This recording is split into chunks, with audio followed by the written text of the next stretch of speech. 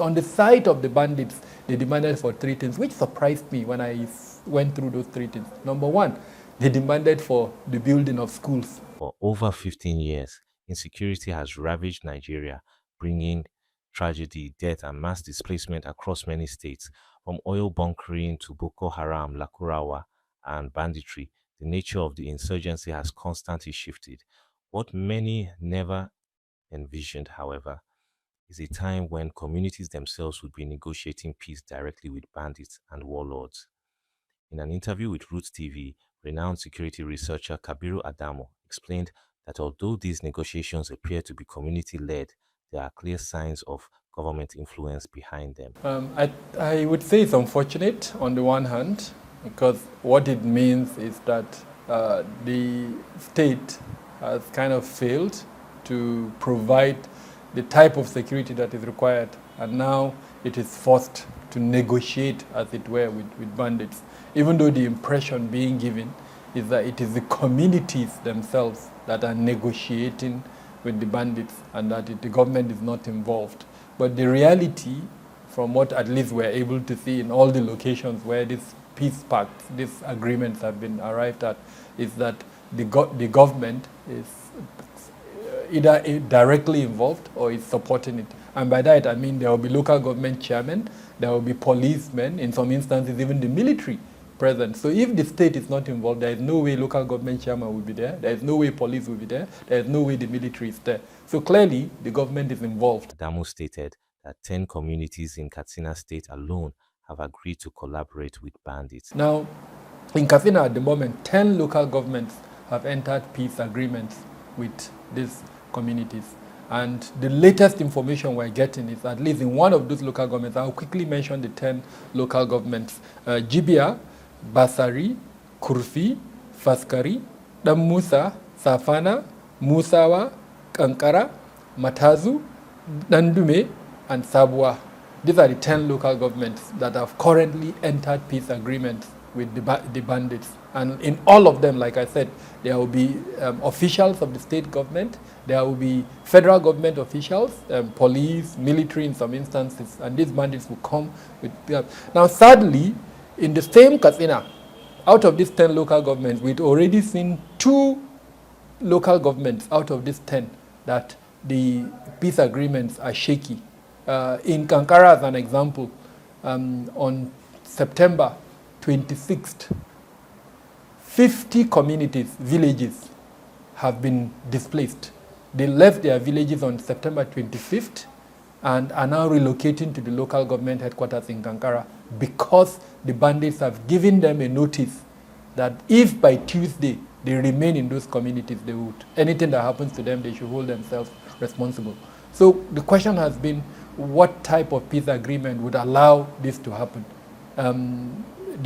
Currently, the peace agreements are shaky, and there are reasons why these peace agreements are shaky. Telling the agreement between the communities and the bandit agrees on cessation of hostility while demanding that the government provide clinics, schools, and watersheds across all communities. So there is, and anyone interested in the full details beyond what I'm going to say should go to my LinkedIn page.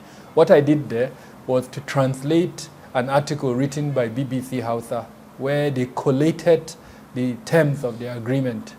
It was in Hausa, so I had to translate it, and then I posted it on LinkedIn. From the government side, the most important, and I think it summarizes the demand of the government in terms of the government, in agreement there are 2 things. One side is requesting for something and then the other side is requesting. On the government side, the main agreement, I didn't see anything beyond that, is the cessation of violence, attacks. That was simple, what the government demanded for. I didn't see any evidence that the government demanded for disarmament, and which, like I said at the beginning of the conversation, this is a critical gap. There should have been a component that demanded for disarmament. There should have also been a component that would speak to demobilization, which means transiting from being an armed individual to a normal member of society. And this would take a lot. It would take a psychological evaluation of the person's brain to see where the person is at the moment. If the person needs to be psychosocially supported to return to normalcy as a normal human being, then that component should have been included. But like I said, the only thing I saw in the part of the government agreement was for cessation of violence. They should stop attacking the communities. On the side of the bandits, they demanded for three things, which surprised me when I went through those three things. Number one, they demanded for the building of schools. Now I'm repeating, building of schools. Number two, they demanded for building of clinics, health hospital. Number three, they demanded for watersheds for their animals. Those were their only demands. Previously, not contained in the peace agreement, their demands included the dismantling of these vigilantes called the insecurity. While the demands of the bandits are socially needed, the expert also pointed out that the top brass of the bandits need social security to enjoy their illicit wealth. So it looks like that social complaint that started on the basis of needs such as school, health, and maybe for their cattle, has now transited to a full-blown criminality that is supporting several enterprises. And I think this is key. For some of the top bandit leaders, they have made so much money that they're interested in peace. Because how do they enjoy the money if there is no peace? So on the one hand, you see that, even though they are not going to state it like outrightly, but from our investigation, that is one of the drivers of this peace pact that we're seeing. Adamu explained that the leaders of these armed groups are also seeking a form of social security that would allow them to enjoy their illicit wealth. However, he cautioned strongly against peace agreements that exclude critical steps such as disarmament and deradicalization. The template for the negotiations started from Birnin in Kaduna State.